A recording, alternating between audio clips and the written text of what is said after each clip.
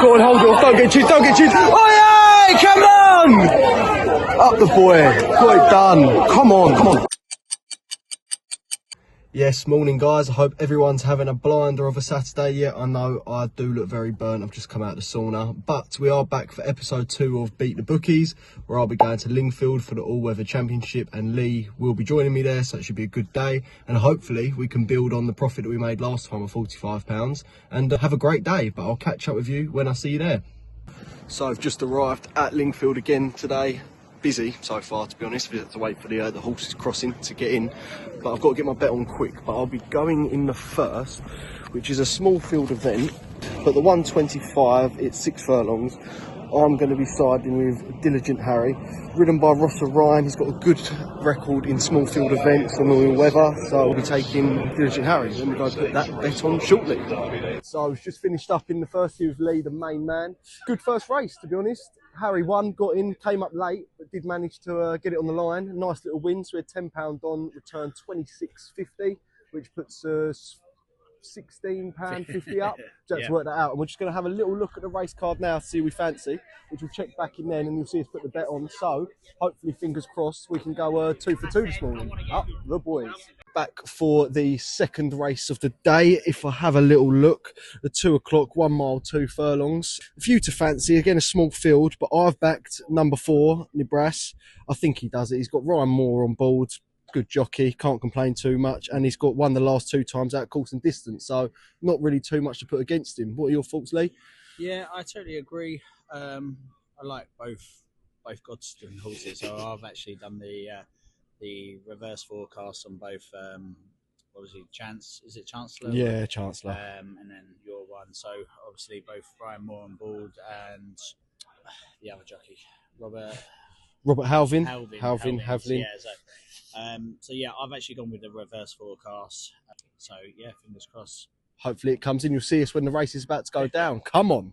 They're just waiting to get into the stalls now. Like I said, I've gone for the number 4, Nebraska. I hope I've said that right. We've got a tenner on. I've got a tenner on. I think Lee's got a few more quid on than me. And we've got the reverse as well, 2 to beat 4. So Chances the favourite.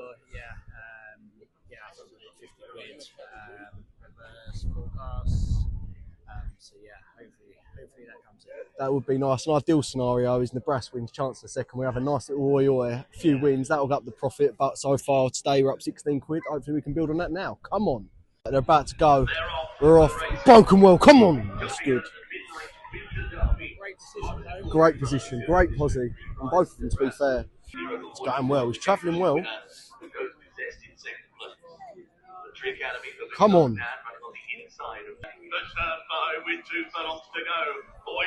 Sky Safari's travelling well. Go on! Go on, Nebraska! Push on! Push on, Nebraska! Come on! Come on!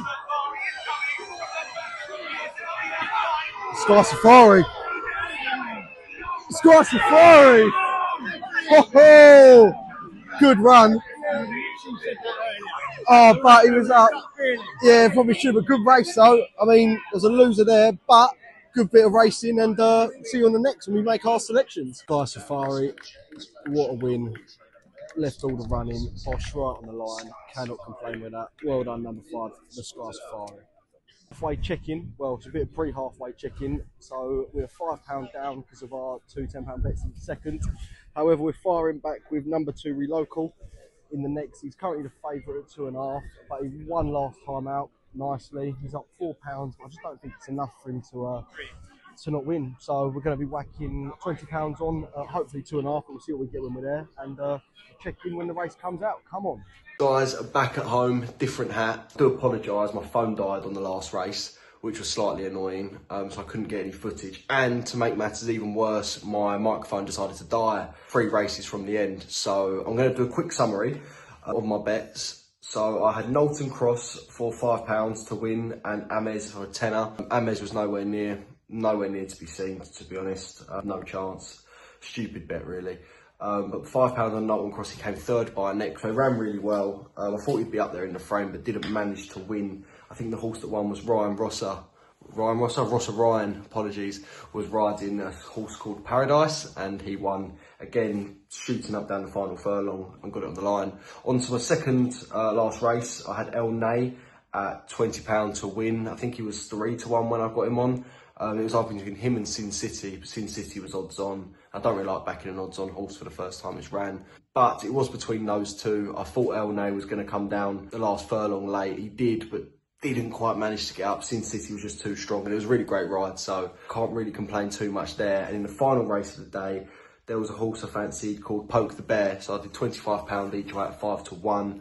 To cut a long story short, it came second, so I got my money back, but I did have a reverse forecast on for the first two to be Poke the Bear and Antiquity, ridden by Billy Longhorn. I hope I'm saying that right. And it did come in, so they were the first and second. Poke the Bear could have got up, I believe. He was closer in the running, but he was at the back. So overall, not an awful day. It wasn't a bloodbath, but we did lose £22.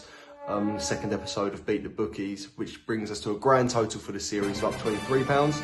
So hopefully next week we can build on this, get a few more winners. The King's running as well, so we'll be having a bet on the King. And next week should be a great video. So I look forward to recording and bringing it to you guys. But hey, look after yourselves.